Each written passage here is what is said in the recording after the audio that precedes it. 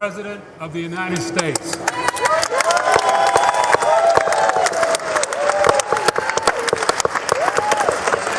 Like the flag. President of the United States.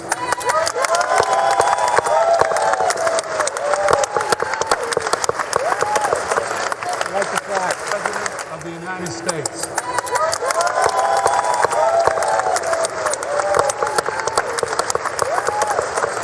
Like the flag. President of the United States.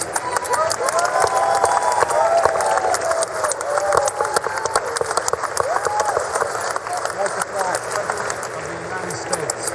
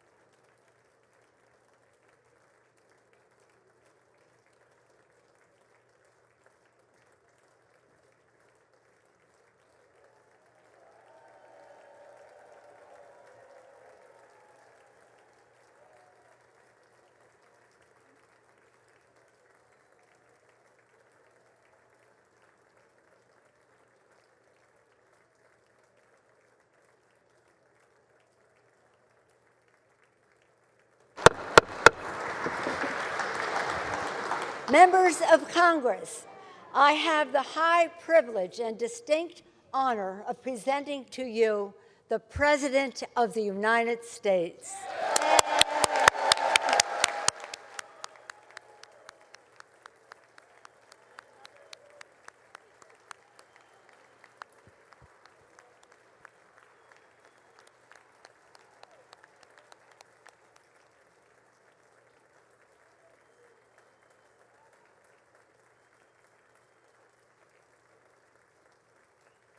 Thank you, thank you.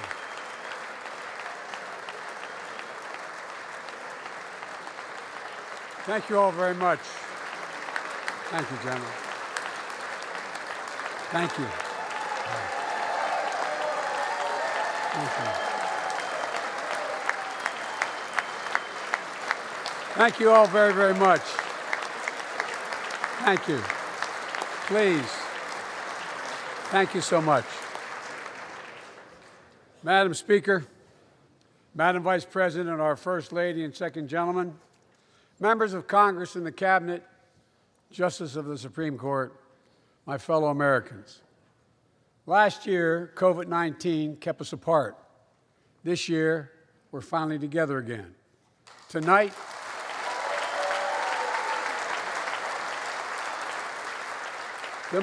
we meet as Democrats, Republicans, and Independents, but most importantly, as Americans, with the duty to one another, to America, to the American people, to the Constitution, and an unwavering resolve that freedom will always triumph over tyranny.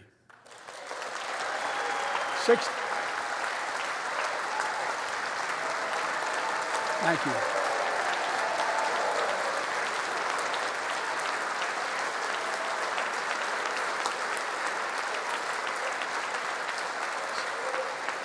6 days ago, Russia's Vladimir Putin sought to shake the very foundations of the free world, thinking he could make it bend to his menacing ways.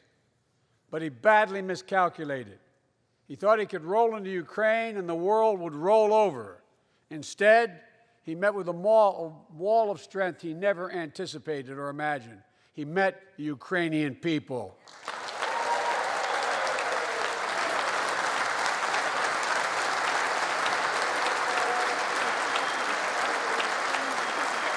From President Zelensky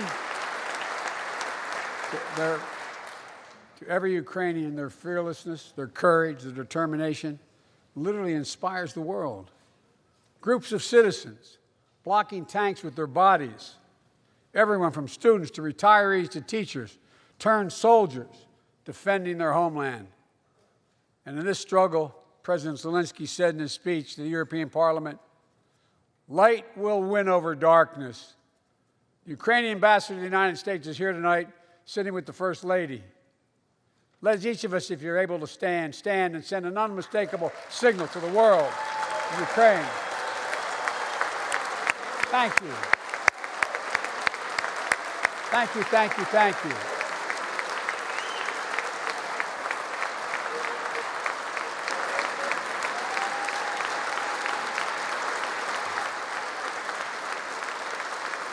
She's bright, she's strong, and she's resolved.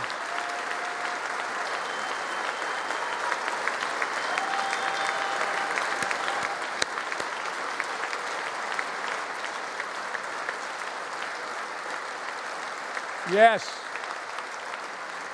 we, the United States of America, stand with the Ukrainian people.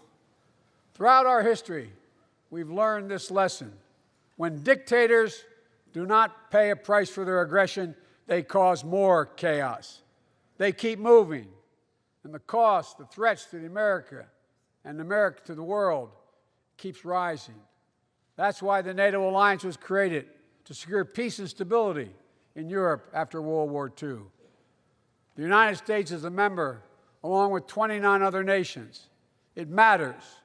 American diplomacy matters. American resolve matters.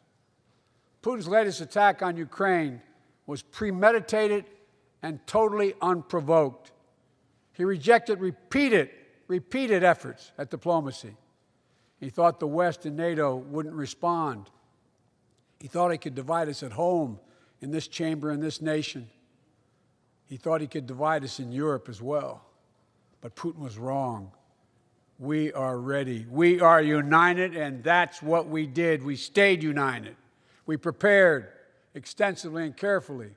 We spent months building coalitions of other freedom-loving nations in Europe and the Americas, from America to the Asian and African continents, to confront Putin.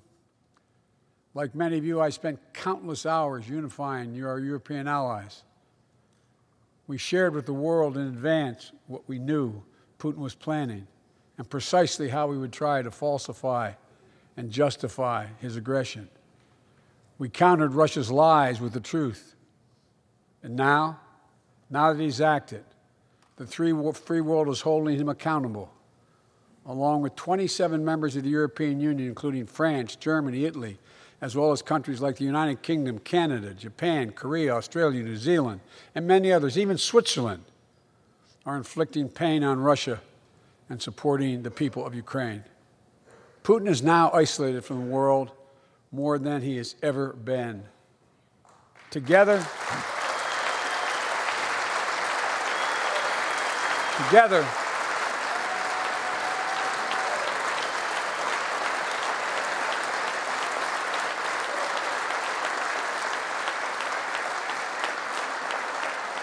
along with our allies, we are right now enforcing powerful economic sanctions.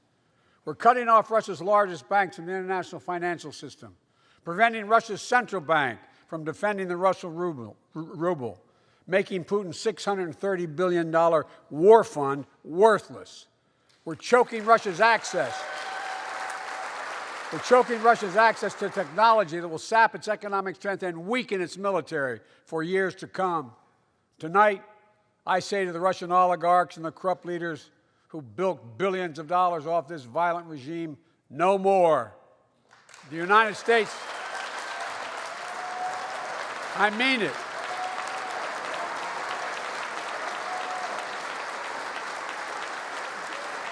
The United States Department of Justice is assembling a dedicated task force to go after the crimes of the Russian oligarchs.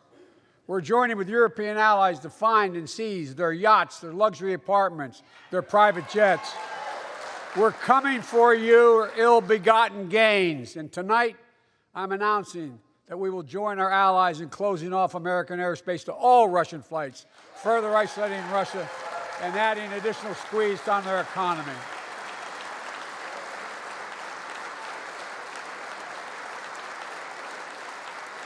He has no idea what's coming. The ruble has already lost 30% of its value. The Russian stock market has lost 40% of its value, and trading remains suspended. The Russian economy is reeling, and Putin alone is the one to blame. Together with our allies, we're providing support to the Ukrainians in their fight for freedom. Military assistance, economic assistance, humanitarian assistance. We're giving more than $1 billion of direct assistance to Ukraine, and will continue to aid the Ukrainian people as they defend their country and help ease their suffering.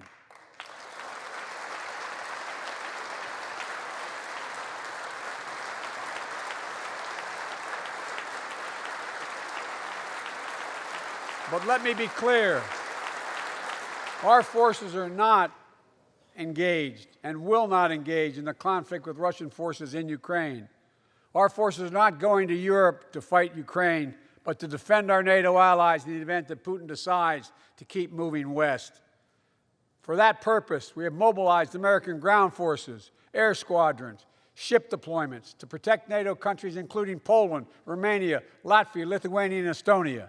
And as I've made crystal clear, the United States and our allies will defend every inch of territory that is NATO territory with the full force of our collective power.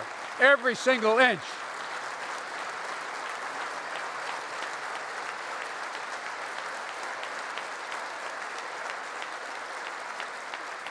And we're clear-eyed. The Ukrainians are fighting back with pure courage. But the next few days, weeks, and months will be hard on them. Putin has unleashed violence and chaos. But while he may make gains on the battlefield, he'll pay a continuing high price over the long run. And a pound of Ukrainian people, the proud, proud people, pound for pound, ready to fight with every inch of energy they have. They've known 30 years of independence, have repeatedly shown that they will not tolerate anyone who tries to take their country backwards. To all Americans, I'll be honest with you, as I always promised I would be. A Russian dictator invading a foreign country has cost around the world. And I'm taking robust action to make sure the pain of our sanctions is targeted at the Russian economy, and that we use every tool at our disposal to protect American businesses and consumers. Tonight, I can announce the United States has worked with 30 other countries to release 60 million barrels of oil from reserves around the world. America will lead that effort, releasing 30 million barrels of our own strategic petroleum reserve. And we stand ready to do more if necessary, united with our allies. These steps will help blunt gas prices here at home, but I know news about what's happening can seem alarming to all Americans. But I want you to know we're going to be okay. We're going to be okay. When the history of this era is written, Putin's war in Ukraine will have left Russia weaker and the rest of the world stronger. While it shouldn't,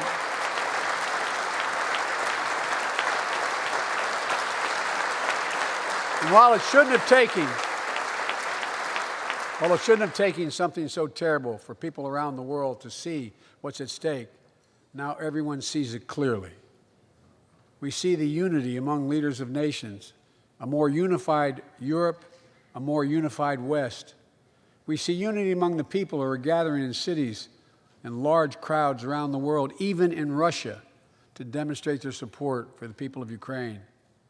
In the battle between democracy and autocracies, democracies are rising to the moment, and the world is clearly choosing the side of peace and security. This is the real test, and it's going to take time. So let us continue to draw inspiration from the iron will of the Ukrainian people. To our fellow Ukrainian Americans who forged the deep bond that connects our two nations, we stand with you. We stand with you. Putin may circle Kyiv with tanks, but he'll never gain the hearts and souls of the Iranian people. He'll never extinguish their love of freedom. and he will never, never weaken the resolve of the free world.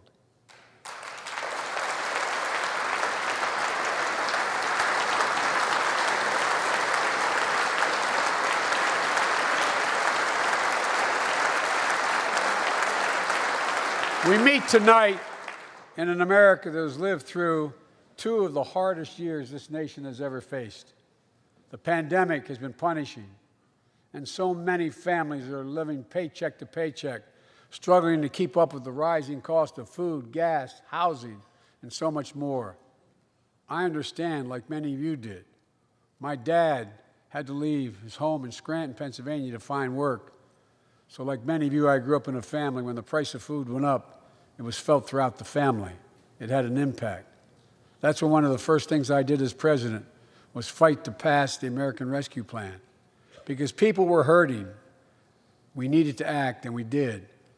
Few pieces of legislation have done more at a critical moment in our history to lift us out of a crisis.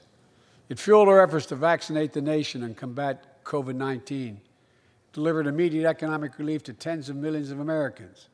It helped put food on the table. Remember those long lines of cars waiting for hours just to get a box of food put in their trunk. It cut the cost of health care insurance. And as my dad used to say, it gave the people just a little bit of breathing room. Unlike the $2 trillion tax cut passed in the previous administration that benefited the top 1% of Americans, the American Rescue Plan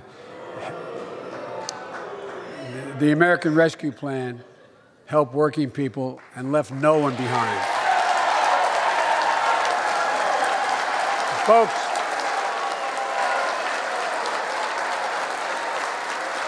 and it worked. It worked.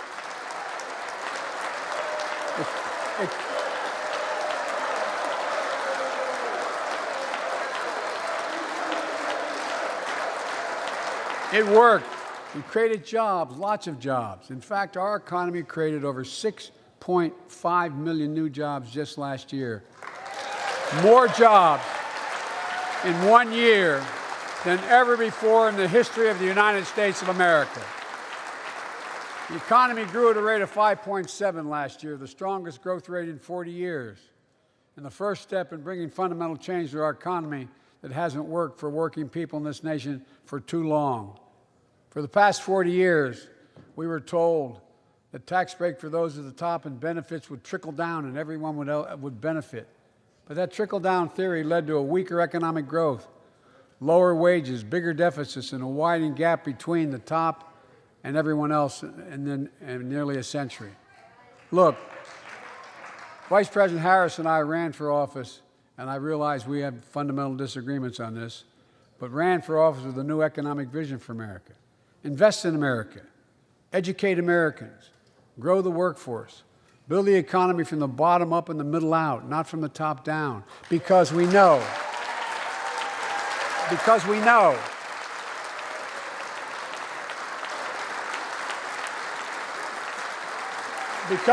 when the middle class grows, the poor have a way up and the wealthy do very well. America used to have the best roads, bridges, and airports on earth, and now our infrastructure is ranked 13th in the world. We won't be able to compete for the jobs of the 21st century if we don't fix it. That's why it was so important to pass the bipartisan infrastructure law. And I thank my Republican friends who joined to invest and rebuild America, the single biggest investment in history. It was a bipartisan effort, and I want to thank the members of both parties who worked to make it happen. We're done talking about infrastructure weeks. We're now talking about an infrastructure decade. And look, it's going to transform America, to put us on a path to win the economic competition of the 21st century that we face with the rest of the world, particularly China. I've told Xi Jinping it's never been a good bet to bet against the American people. We'll create good jobs for millions of Americans, modernizing roads, airports, ports, waterways, all across America. And we'll do it to withstand the devastating effects of climate change and promote environmental justice. We'll build a national network of 500,000 electric vehicle charging stations. Begin to replace the poisonous lead pipes so every child, every American has clean water to drink at home and at school. We're going to provide affordable, high-speed internet for every American, rural, suburban, urban, and tribal communities. 4,000 projects have already been announced. Many of you have announced them in your districts. And tonight, I'm announcing that this year, we will start fixing over 65,000 miles of highway and 1,500 bridges in disrepair. And folks,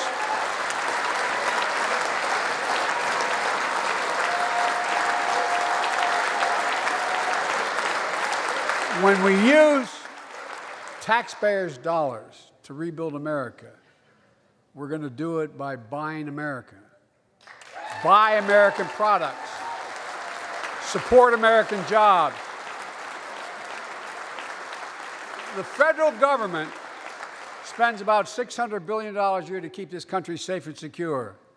There's been a law on the books for almost a century to make sure taxpayers' dollars support American jobs and businesses.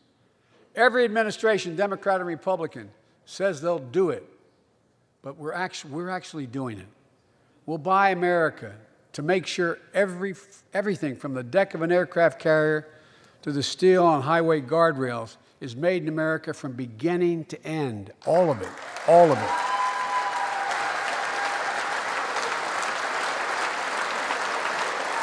But folks, to compete for the jobs of the future, we also need a level playing field with China and other competitors. That's why it's so important to pass the Bipartisan Innovation Act sitting in Congress that will make record investments in emerging technologies and American manufacturing. We used to invest almost 2% of our GDP in research and development. We don't now. China is. Let me give you one example why it's so important to pass. If you travel 20 miles east of Columbus, Ohio, you'll find 1,000 empty acres of land. It won't look like much, but if you stop and look closely, you'll see a field of dreams, the ground on which America's future will be built. That's where Intel, the American company that helped build Silicon Valley, is going to build a $20 billion semiconductor megasite. Up to 8 state-of-the-art factories in one place, 10,000 new jobs. And in those factories, the average job about $135,000 a year.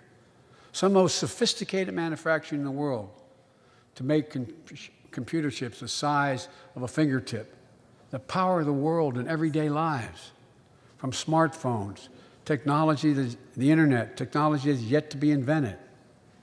But that's just the beginning. Intel CEO Pat Gelsinger, who is here tonight, I don't know where Pat is. Pat, there you go, Pat, stand up.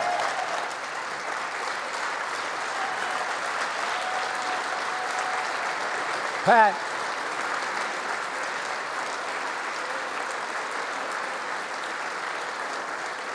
came to see me, and he told me they're ready to increase their investment from $20 billion to $100 billion. That would be the biggest investment in manufacturing in American history. And all they're waiting for is for you to pass this bill. So let's not wait any longer. Send it to my desk, I'll sign it, and we'll really take off in a big way. And folks, Intel is not alone. There's something happening in America. Just look around and you'll see an amazing story. The rebirth of pride that comes from stamping products made in America. The revitalization of American manufacturing. Companies are choosing to build new factories here when just a few years ago they would have gone overseas. That's what's happening. Ford is investing $11 billion in electric vehicles, creating 11,000 jobs across the country. GM is making the largest investment in its history, $7 billion to build electric vehicles, creating 4,000 jobs in Michigan. All told, 369,000 new manufacturing jobs were created in America last year alone. Folks,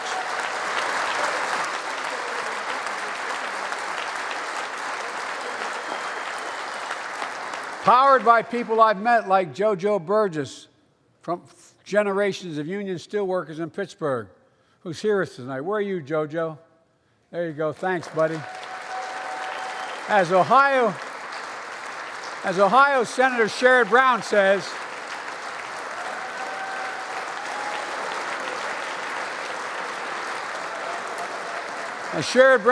it's time to bury the label Rust Belt. It's time to see what used to be called the Rust Belt become the home of a significant resurgence of manufacturing. And with all the bright spots in our economy, record job growth, higher wages, too many families are struggling to keep up with their bills. Inflation is robbing them of gains they thought otherwise they would be able to feel. I get it. That's why my top priority is getting prices under control. Look, our economy roared back faster than almost anyone predicted.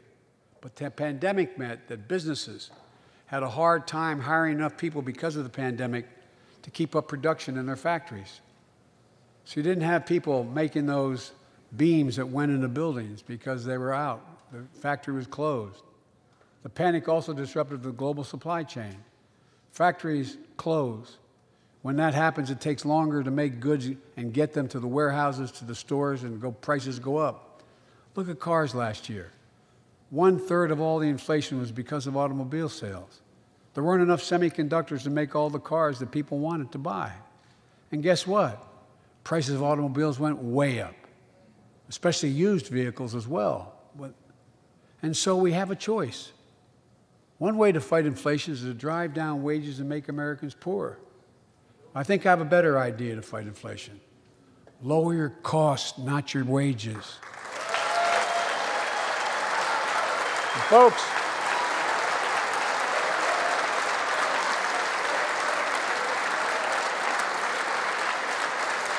that means make more cars and semiconductors in America, more infrastructure and innovation in America, more goods moving faster and cheaper in America, more jobs where you can earn a good living in America. Instead of relying on foreign supply chains, let's make it in America. Look, economists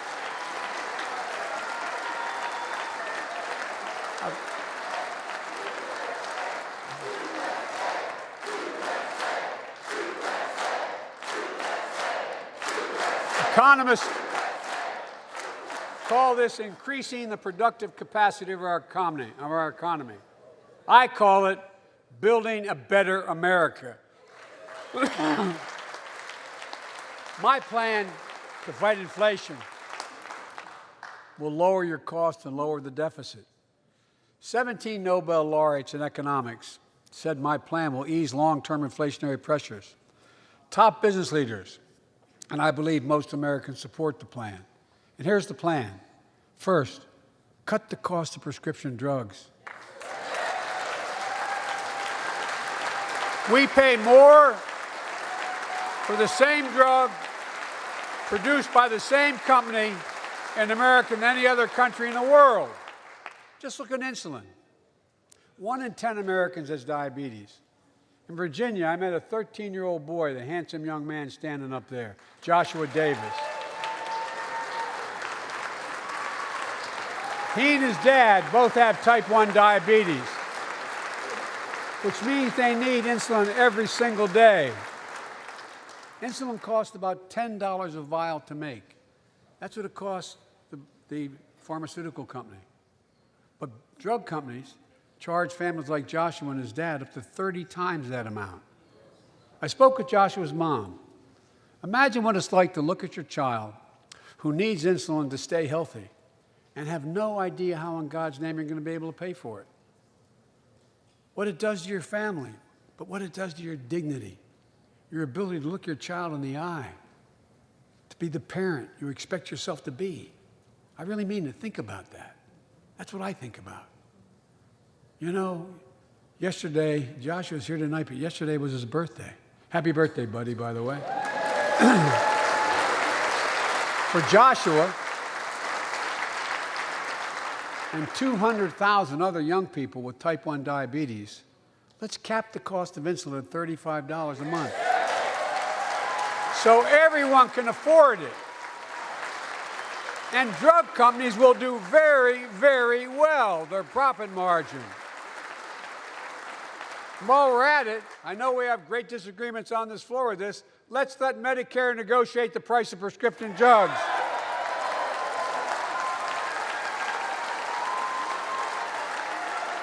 They already set the price for VA drugs. Look, the American Rescue Plan is helping millions of families with Affordable Care Act plans to save them $2,400 a year on their health premiums. Let's close the coverage gap and make these savings permanent. And second, let's cut energy costs for families, an average of $500 a year by combating climate change. Let's provide an investment tax credits to weatherize your home and your business, to be energy efficient and get a tax credit for it. Double America's clean energy production in solar, wind, and so much more. Lower the price of electric vehicles, saving another $80 a month that you're not going to have to pay at the pump. Folks,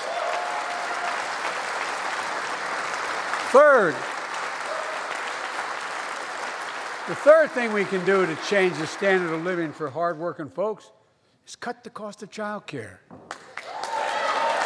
Cut the cost of child care. Folks, if you live in a major city in America, you pay up to $14,000 a year for child care per child. I was a single dad for 5 years, raising 2 kids. I had a lot of help, though. I had a mom, a dad, a brother, and a sister that really helped. But middle class and working folks shouldn't have to pay more than 7% of their income to care for the young children. My plan would cut the cost of child care in half for most families and help parents, including millions of women who left the workforce during the pandemic because they couldn't afford child care, to be able to get back to work, generating economic growth. But my plan doesn't stop there. It also includes home and long-term care, more affordable housing, pre-K for 3- and 4-year-olds. All these will lower costs to families. And under my plan, nobody, let me say this again, nobody earning less than $400,000 a year will pay an additional penny in new taxes. Not a single penny.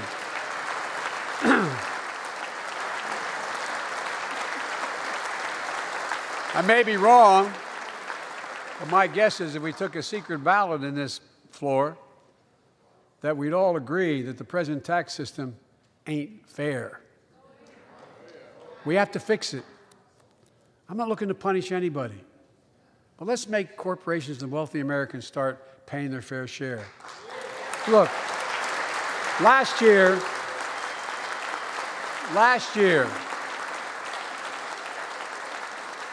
and like Chris Coons and Tom Carper and my distinguished Congresswoman, we come from the land of corporate America.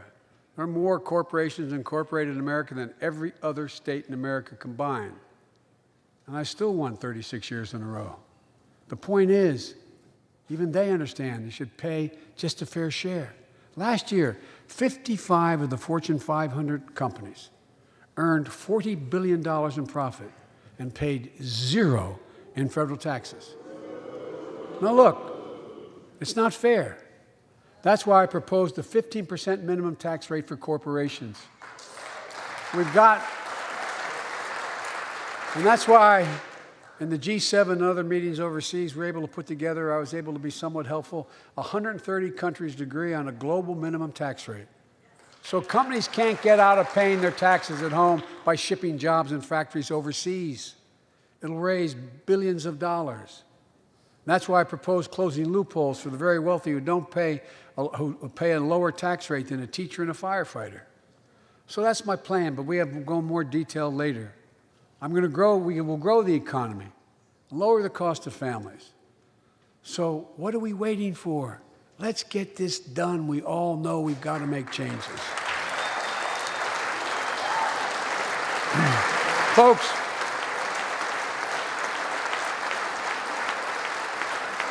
and while you're at it, confirm my nominees for the Federal Reserve, which plays a critical role in fighting inflation. My plan will not only lower costs and give families a fair shot, it will lower the deficit. The previous administration not only ballooned the deficit with those tax cuts for the very wealthy and corporations, it undermined the watchdogs, the job of those to keep pandemic relief funds being wasted. Remember we had those debates about whether or not those watchdogs should be able to see every day how much money was being spent, where was it going to the right place? But in my administration, the watchdogs are back. And we're going to go after the criminals who stole billions of relief money meant for small business and millions of Americans. Tonight, I'm announcing that the Justice Department will soon name a chief prosecutor for pandemic fraud.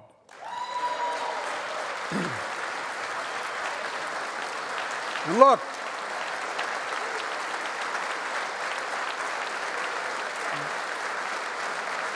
I think we all agree, thank you.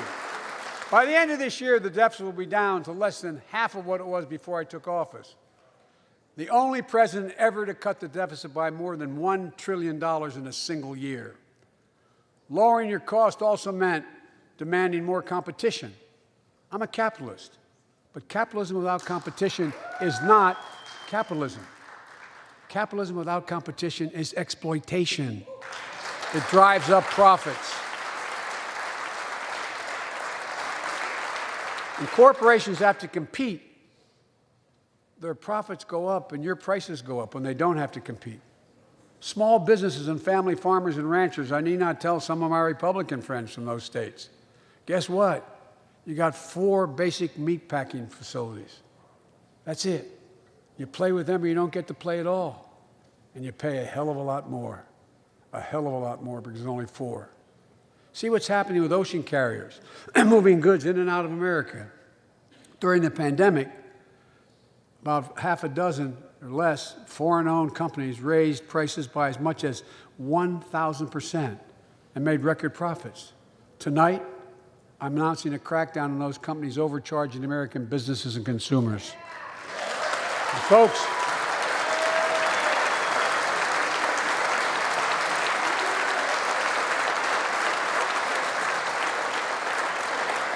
and as Wall Street firms take over more nursing homes, quality in those homes has gone down, and costs have gone up. That ends on my watch. Medicare is going to set higher standards for nursing homes and make sure your loved ones get the care they deserve and that they inspect and they will look at closely. We're also going to cut costs to keep the economy going strong and giving workers a fair shot, provide more training and apprenticeships, hire them based on skills, not just their degrees. Let's pass the Paycheck Fairness Act and paid leave. Raise the minimum wage to $15 an hour and extend the child tax credit so no one has to raise a family in poverty. Let's increase Pell Grants, increase our historic support for HBCUs, and invest in what Jill, our First Lady who teaches full-time, calls America's best-kept secret, community colleges. Look, let's pass the PRO Act. When a majority of workers want to form a union, they shouldn't be able to be stopped. When we invest in our workers and we build an economy from the bottom up and the middle out together, we can do something we haven't done in a long time, build a better America. For more than 2 years, COVID has impacted every decision in our lives and the life of this nation. And I know you're tired, frustrated, and exhausted. That doesn't even count the close to 1 million people who sit at a dining room table or a kitchen table and look at an empty chair because they lost somebody. But I also know this, because of the progress we've made, because of your resilience and the tools that we have been provided by this Congress, tonight I can say we're moving forward safely back to more normal routines. We've reached a new moment in the fight against COVID-19, where severe cases are down to a level not seen since July of last year. Just a few days ago, the Center for Disease Control and Prevention issued a new mask guidelines. Under the new guidelines, most Americans and most of the country can now go mask-free. And based on projections, more of the country will reach a point across the next couple of weeks. And thanks to the progress we've made in the past year, COVID-19 no longer need control our lives. I know some are talking about living with COVID-19, but tonight I say that we never will just accept living with COVID-19. We'll continue to combat the virus as we do other diseases. And because this virus mutates and spreads, we have to stay on guard. And here are 4 common sense steps as we move forward safely, in my view. First, stay protected with vaccines and treatments. We know how incredibly effective vaccines are. If you're vaccinated and boosted, you have the highest degree of protection. And we'll never give up on vaccinating more Americans. Now, I know parents with kids under 5 are eager to see their vaccines authorized for their children. Scientists are working hard to get that done. We'll be ready with plenty of vaccines if and when they do. We're all ready. We are also ready with antiviral treatments. If you get COVID-19, the Pfizer pill reduces your chances of ending up in the hospital by 90%. I've ordered more pills than anyone in the world has. Pfizer is working overtime to get us 1 million pills this month and more than double that next month. And now we're launching the Test to Treat initiative. So people can get tested at a pharmacy, and if they prove positive, receive the antiviral pills on the spot at no cost. And folks, if you're immunocompromised or have some other vulnerability, we have treatments and free high-quality masks. We're leaving no one behind or ignoring anyone's needs as we move forward. On testing, we've made hundreds of millions of tests available, and you can order them for free to your doorstep. And we've already ordered free tests. If you already ordered free tests tonight, I'm announcing you can order another group of tests.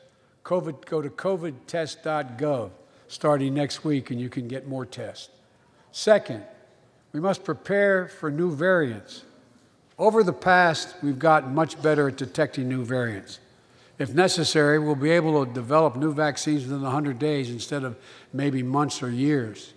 And if Congress provides the funds we need, we'll have new stockpiles of tests, masks, pills ready if needed. I can't promise a new variant won't come, but I can promise you we'll do everything within our power to be ready if it does. Third,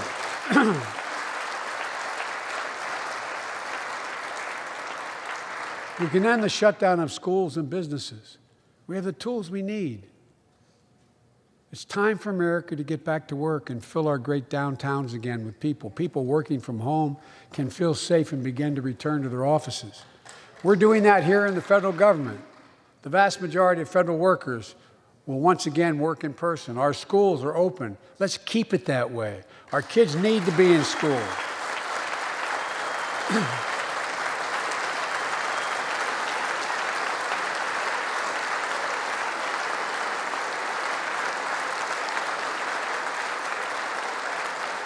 With 75% of adult Americans fully vaccinated and hospitalizations down by 77%, most Americans can remove their masks and stay in the classroom and move forward safely. We achieved this because we provided free vaccines, treatments, tests, and masks. Of course, continuing this costs money, so I'll not surprise you. I'll be back to see you all. And I'm going to soon send a request to Congress. The vast majority of Americans have used these tools and may want again. We may need them again. So I expect Congress, and I hope you'll pass that quickly. Fourth, we'll continue vaccinating the world. We've sent 475 million vaccine doses to 112 countries, more than any nation on earth. We won't stop because you can't build a wall high enough to keep out a vaccine. The vaccine can stop the spread of these diseases. You know, we've lost so much in COVID-19. Time with one another. The worst of all, much the loss of life. Let's use this moment to reset. So stop looking at COVID as a partisan dividing line. See it for what it is, a god-awful disease. Let's stop seeing each other as enemies and start seeing each other for who we are, fellow Americans. Look,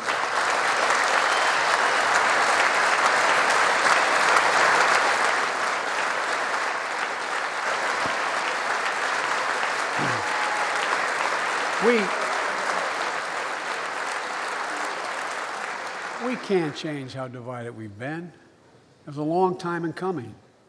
But we can change how to move forward on COVID-19 and other issues that we must face together. I recently visited New York City Police Department days after the funerals of Officer Wilbur Mora and his partner, Officer Jason Rivera. They were responding to a 9/11 call when a man shot and killed them with a stolen gun. Officer Moore was 27 years old. Officer Rivera was 22 years old. Both Dominican Americans who grew up in the same streets that they later chose to patrol as police officers. I spoke with their families, and I told them that we were forever in debt for their sacrifices and will carry on their mission to restore the trust and safety of every community deserves. Like some of you that have been around for a while, I've worked with you on these issues for a long time. I know what works. Investigating crime prevention and community policing, cops who walk the beat, who know the neighborhood, and who can restore trust and safety. Let's not abandon our streets or choose between safety and equal justice. Let's come together and protect our communities, restore trust, and hold law enforcement accountable. That's why the Justice Department has required body cameras, banned chokeholds, and restricted no-knock warrants for its officers. That's why the American Rescue Plan that you all provided $350 billion that cities, states, and counties can use to hire more police, invest in more proven strategies.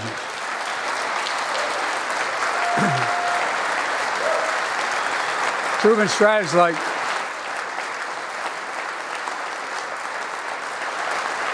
strategies like community violence interruption, trusted messengers, breaking the cycle of violence and trauma, and giving young people some hope.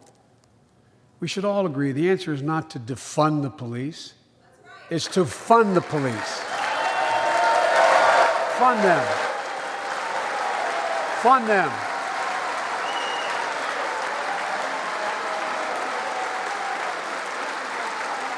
Fund them with resources and training. Resources and training they need to protect our communities. I ask Democrats and Republicans alike to pass my budget and keep our neighborhoods safe. And we'll do everything in my power to crack down on gun trafficking, of ghost guns that you can buy online, assemble at home, no serial numbers, can't be traced. I ask Congress to pass proven measures to reduce gun violence. Pass universal background checks. Why should anyone on the terrorist list be able to purchase a weapon? Why? Why? And folks, ban assault weapons with high-capacity magazines that hold up to 100 rounds. You think the deer are wearing Kevlar vests? Look, repeal the liability shield that makes gun manufacturers the only industry in America that can't be sued. The only one. Imagine had we done that with the tobacco manufacturers. These laws don't infringe on the Second Amendment. They save lives. The most fundamental right in America is the right to vote and have it counted. And look, it's under assault. In state after state, new laws have been passed, not only to suppress the vote, we've been there before, but to subvert the entire election. We can't let this happen. Tonight I call on the Senate to pass Pass the Freedom to Vote Act. Pass the John Lewis Act, Voting Rights Act. And while you're at it, pass the Disclose Act so Americans know who's funding our elections. Look, tonight, I like to honor someone who dedicated his life to serve this country. Justice Breyer, an Army veteran, constitutional scholar, retiring Justice of the United States Supreme Court. Justice Breyer, thank you for your service. Thank you, thank you, thank you. I mean it. Get up, stand, let them see you. Thank you.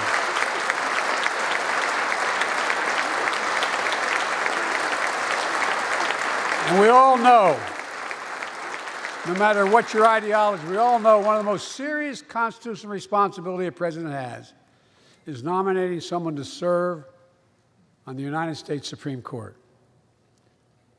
As I did 4 days ago, I've nominated the Circuit Court of Appeals, Ketanji Brown Jackson, one of our nation's top legal minds, who continue in Justice Breyer's legacy of excellence. A former top litigator in private practice, a former federal public defender, from a family of public school educators and police officers. She's a consensus builder. Since she's been nominated, she's received a broad range of support, including the Fraternal Order of Police and former judges supported by Democrats and Republicans. Folks, if we're to advance liberty and justice, we need to secure our border and fix the immigration system.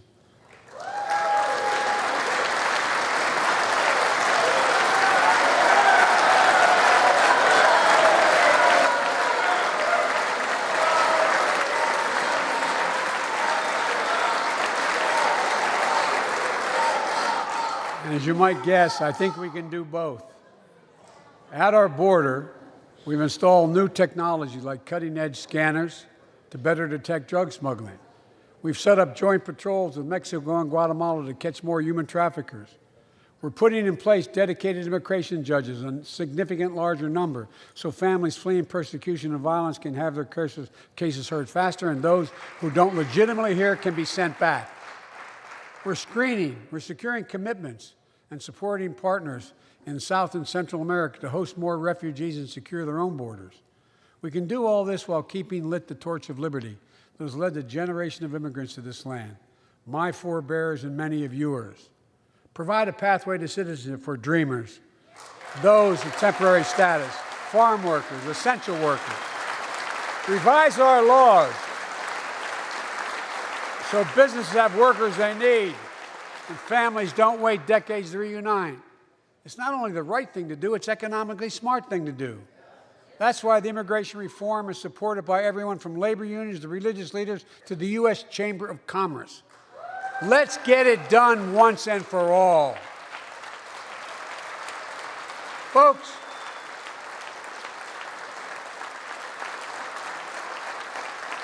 advancing liberty and justice also requires protecting the rights of women. The constitutional right affirmed by Roe v. Wade, standing precedent for half a century, is under attack as never before. If you want to go forward, not backwards, we must protect access to health care, preserve a woman's right to choose, and continue to advance maternal health care for all Americans. And folks, for our LGBTQ+ Americans, let's finally get the Bipartisan Equality Act to my desk. The onslaught of state laws targeting transgender Americans and their families, it's simply wrong. And I said last year, especially to our younger transgender Americans, I'll always have your back as your president so you can be yourself and reach your God-given potential. Folks,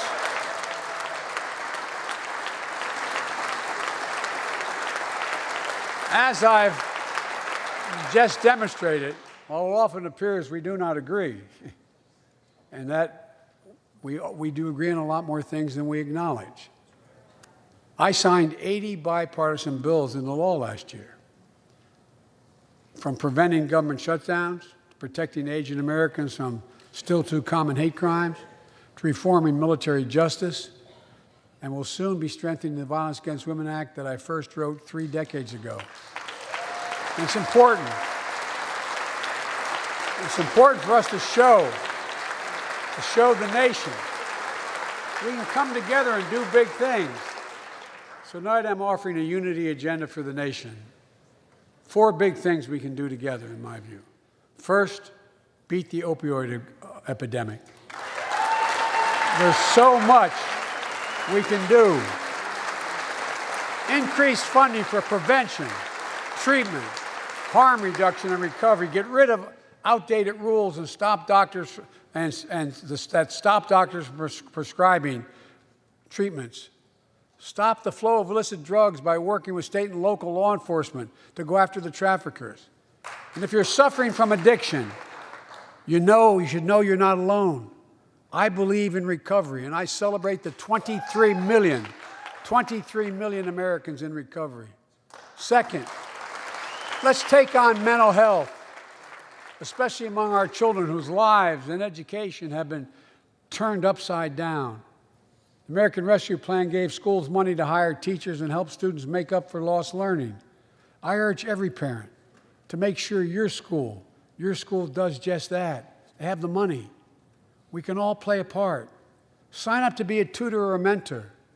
Children were also struggling before the pandemic: bullying, violence, trauma, and the harms of social media. As Frances Haugen, who is here tonight with us, has shown, we must hold social media platforms accountable for the national experiment they're conducting on our children for profit.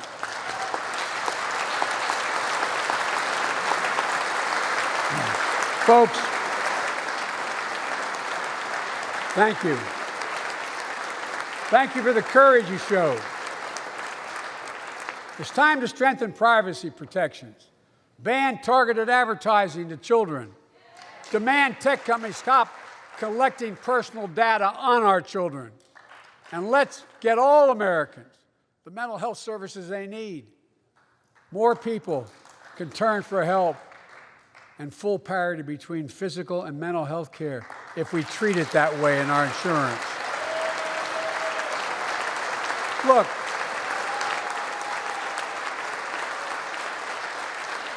the third piece of that agenda is support our veterans. Veterans are the backbone and the spine of this country. They're the best of us. I've always believed that we have a sacred obligation to equip those we send to war and care for those in their family when they come home. My administration is providing assistance in job training, housing, and now helping lower-income veterans get VA care debt-free. And our troops in Iraq and Afghanistan have faced many dangers, one being stationed at bases breathing in toxic smoke from burn pits. Many of you have been there. I've been in and out of Iraq and Afghanistan over 40 times. These burn pits that incinerate waste, the waste of war, medical and hazardous material, jet fuel, and so much more. And they come home, many of the world's fittest and best trained warriors in the world. Never the same. Headaches, numbness, dizziness. A cancer that would put them in a flag-draped coffin. I know. One of those soldiers was my son, Major Bo Biden.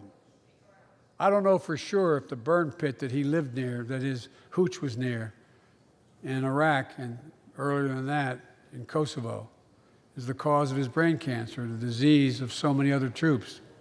But I am committed to find out everything we can, committed to military families like Danielle Robinson from Ohio, the widow of Sergeant First Class Heath Robinson. He was born a soldier, Army National Guard, combat medic in Kosovo and Iraq, stationed near Baghdad, just yards from burn pits the size of football fields. Danielle is here with us tonight. They love going to Ohio State football games.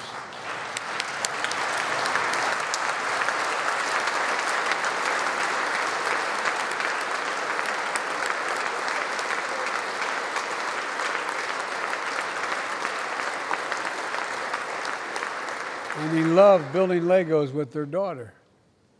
But cancer from prolonged exposure to burn pits ravaged Heath's lungs and body.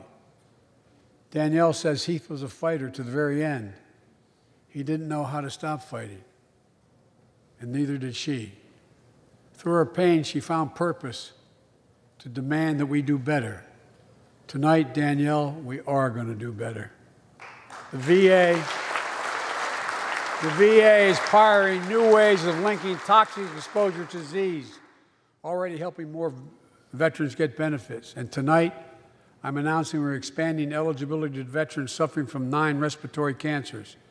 I'm also calling on Congress to pass a law to make sure veterans devastated by toxic exposure in Iraq and Afghanistan finally get the benefits and the comprehensive health care they deserve.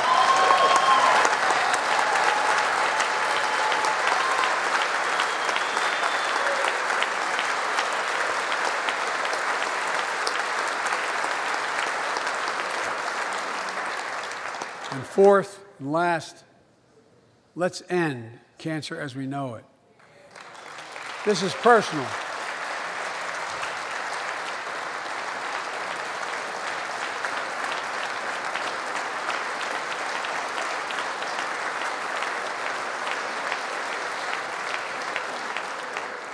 This is personal to me and to Jill and to Kamala and so many of you.